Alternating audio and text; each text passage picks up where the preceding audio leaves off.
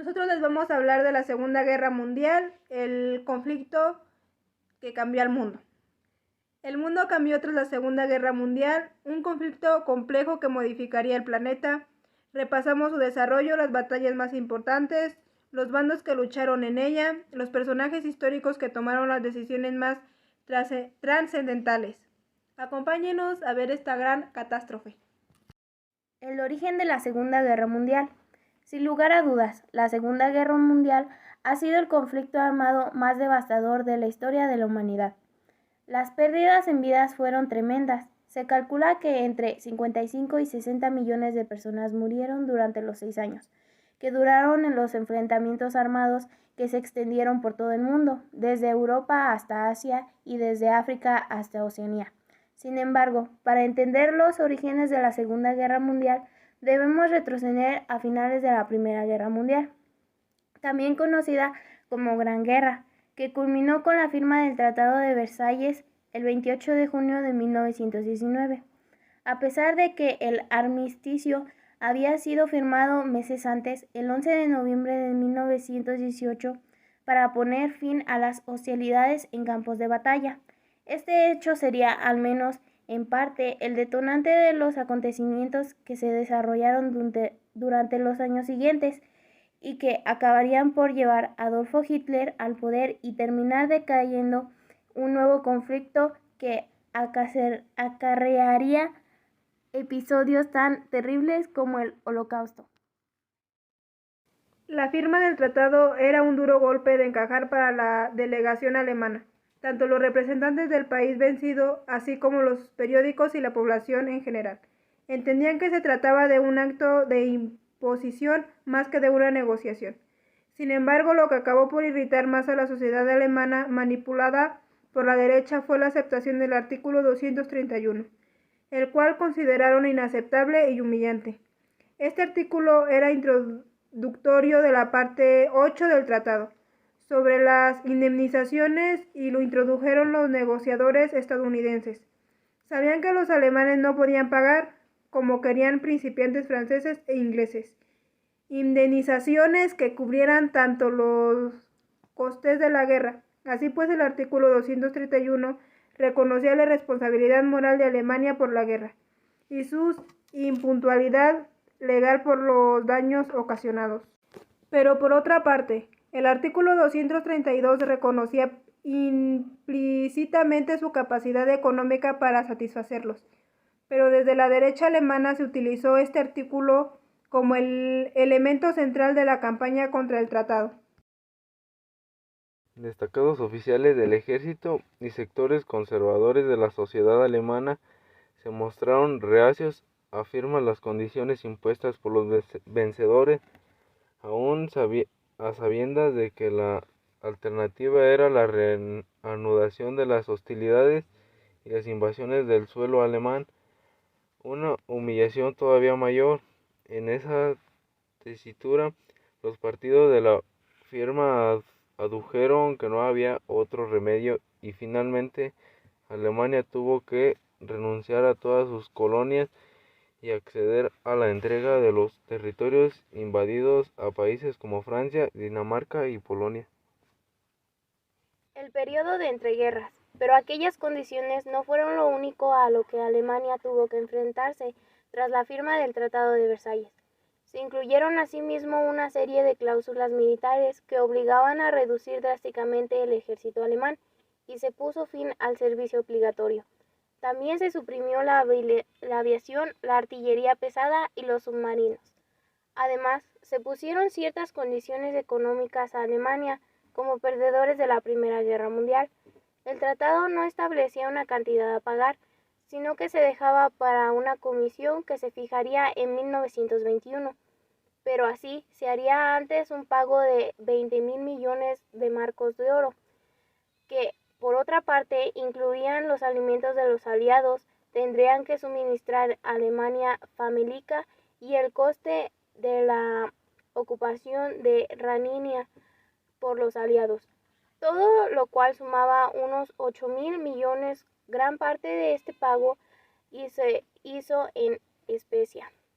Los vapores y barcos de pesca que entregaron los alemanes en los 2 años siguientes como parte del pago sumarían más de 2.6 millones de toneladas, pero los británicos habían perdido más de 8 en la guerra.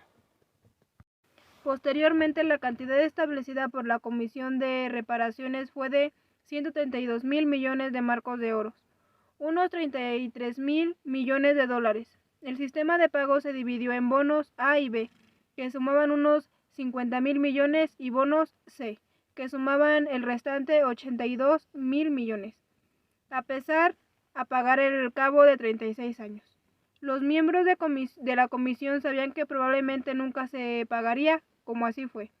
En cuanto a los 50.000 millones iniciales, en la conferencia lausana de 1932 quedó claro que Alemania ya no haría más pagos, ascendiendo el total afectado hasta el momento entre 20.000 millones y 21.000 millones. Por entenderlo en contexto, menos de lo que Francia había pagado como indemnización por la guerra franco-prusiana. Los pagos totales durante los 13 años de la República de Weimar supusieron una carga de 2.75% para la economía alemana. Así pues, en realidad las indemnizaciones no frenaron la reacción y la hiperinflación no tuvo que ver con ellas, sino con el hecho de que Alemania había financiado tanto la guerra y la posguerra como la resistencia de ocupación de Ruhr por franceses y belgas entre 1923 y 1925, emitiendo un papel moneda en lugar de acudir a impuestos. De hecho, lo que promulgó el ascenso del nazismo y el comunismo en Alemania fueron las consecuencias de la crisis de 1929, que llegó después de un periodo de estabilidad política, económica y social. El ascenso de Hitler al poder.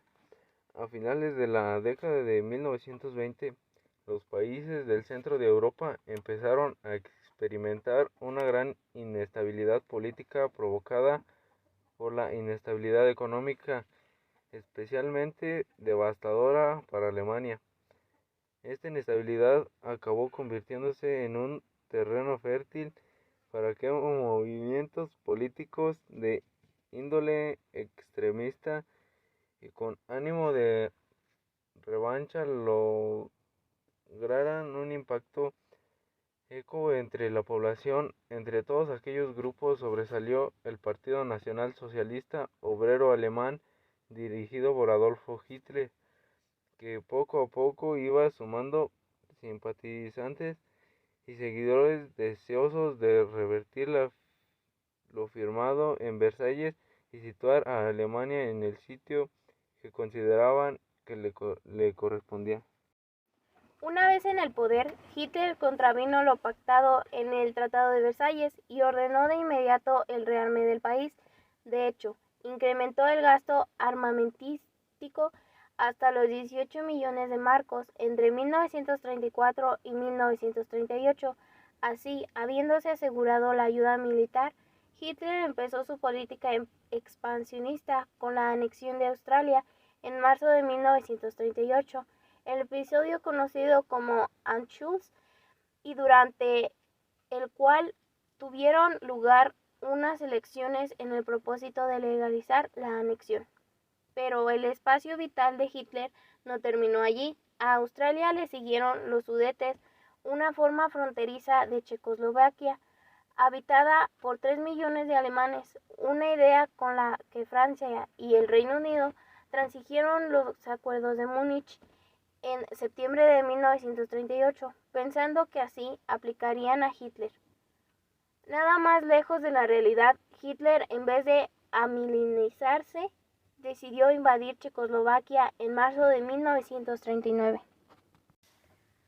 Tras la negativa del gobierno polaco a ceder su soberanía y después de que Alemania y Rusia firmasen un pacto de no agresión, el 23 de agosto de 1939, Alemania invadiría Polonia una semana después. La invasión de Polonia comienza la Segunda Guerra Mundial. Esta noche soldados regulares polacos han disparado por primera vez contra nuestro territorio. Con esta mentira, Adolfo Hitler intentaba justificar que al ejército alemán no le quedaba más remedio que invadir Polonia el 1 de septiembre de 1939.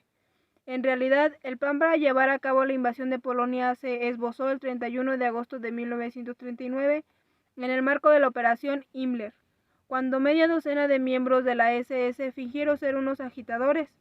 Interrumpieron por la fuerza en una emisora de radio de Glowitz, una región de la Alta Silesia, realizando disparos al aire. Una vez los 3 empleados y el policía que se encontraba en el inferior fueron reducidos, los asaltantes lanzaron violentas proclamas en contra de Führer y Tercer Reich. Fue entonces cuando conectaron el micrófono para que una intérprete empezara a lanzar proclamas patrióticas y antialasmas en polaco. Atención, esto es Glowitz.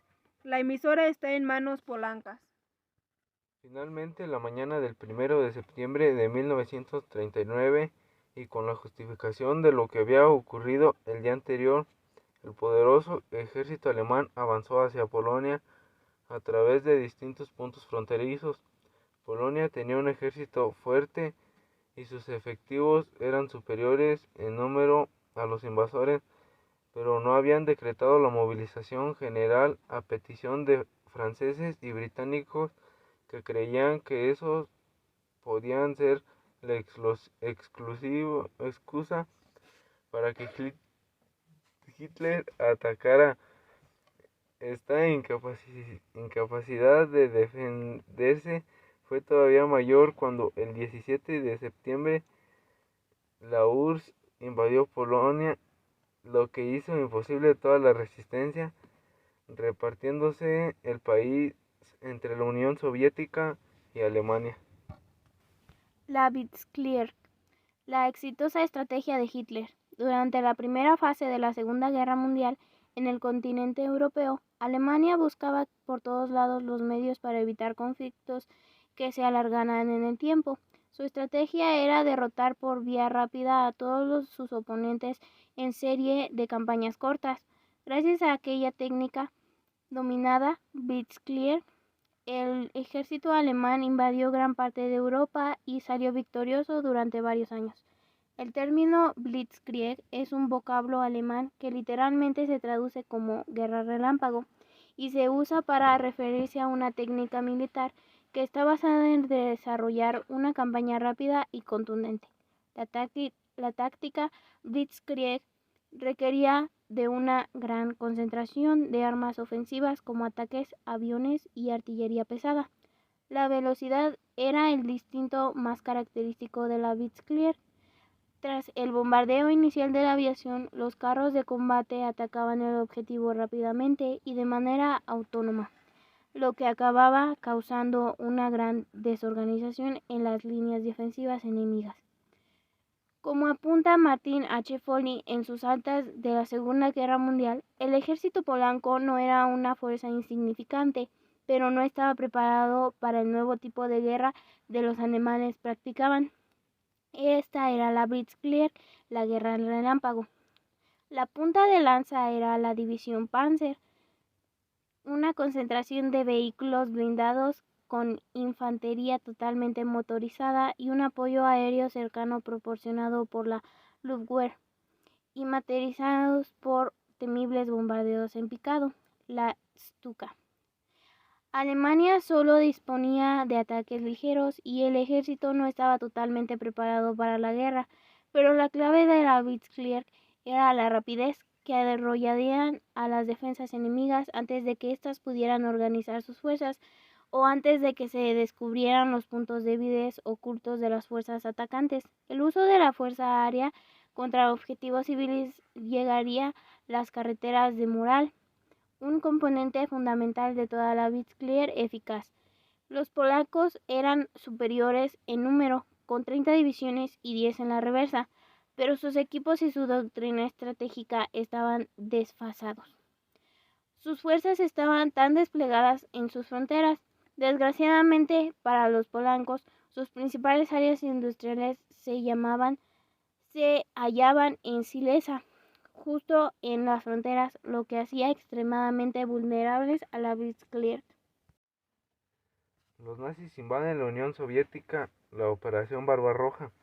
Durante la Navidad de 1940, Adolfo Hitler llegó a la conclusión de que para deshacer definitivamente la amenaza que representaba Winston Churchill para los intereses de Alemania era necesario llevar a cabo una gran demostración de fuerza.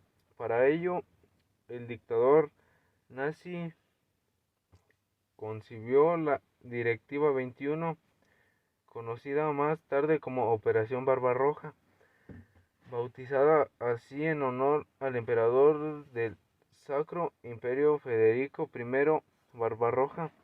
El objetivo de esta operación era atacar la Unión Soviética, acabar con el comunismo y desintegrar aquel país para lograr el tan ansiado Lebensraum, expulsando a la población eslava y ocupando el territorio soviético hasta los Urales, colonizándolo con alemanes y convirtiéndolo a la población local en siervos a su servicio. A los países vecinos como Ucrania o la Confederación de Estados Bálticos se le otorgaría una independencia tutelada desde Berlín. A pesar del pacto de no agresión germano-soviético firmado durante el mes de agosto de 1939, Hitler y Stalin sabían que esta paz no podía ser duradera y que su enfrentamiento era inevitable. La Operación Barbarroja abrió así un segundo frente para Alemania nazi, que llevó a la guerra a unas cotas de barbarie nunca vistas hasta entonces.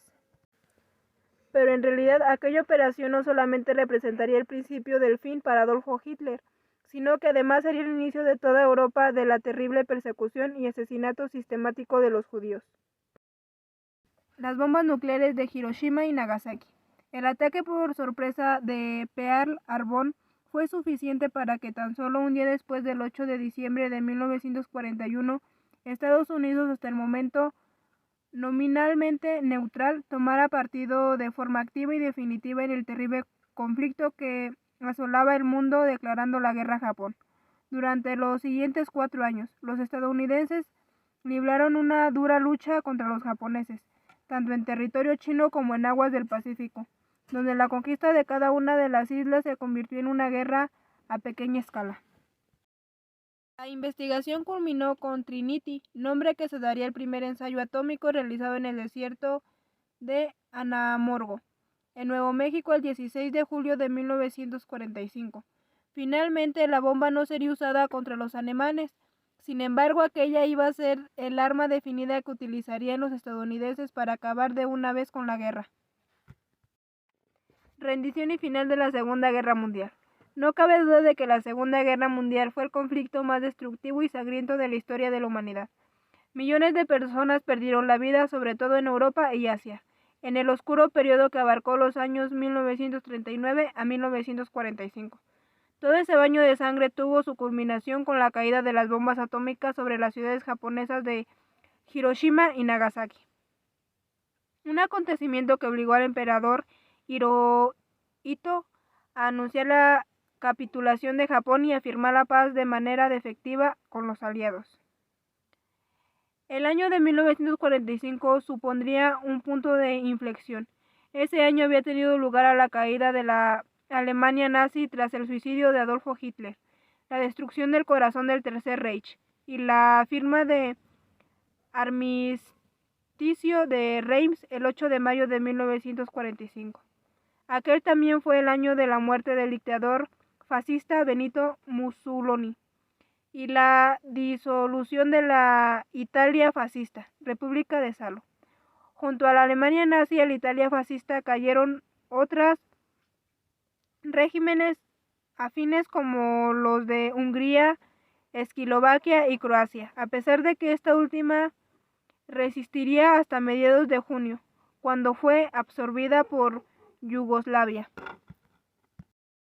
También se estableció un tribunal para juzgar los crímenes perpetrados de los japoneses, el conocido como Tribunal Militar Internacional para el Extremo Oriente, 1946-1948, en el que se llevaron a cabo los juicios o procesos de Tokio, entre otros juzgados que se dieron. Sin embargo, allí no se aplicó el mismo rasero que en el Nuremberg. Un ejemplo de ello fue el emperador Hirohito. No fue juzgado, sino que, al contrario, se mantuvo en el cargo y muchas de las penas que se dictaron terminaron siendo reducidas e incluso conmunadas. La situación política estaba cambiando. Japón ya no era el enemigo a batir, sino que iba a convertirse en un aliado indispensable para hacer frente a las amenazas crecientes del comunismo. En este conflicto militar global, el más grande de la historia, se enfrentaron dos bandos, los aliados, Francia, Polonia, Reino Unido, la Unión Soviética, China y Estados Unidos, y las potencias del eje, Alemania, el Imperio de Japón y el Reino de Italia.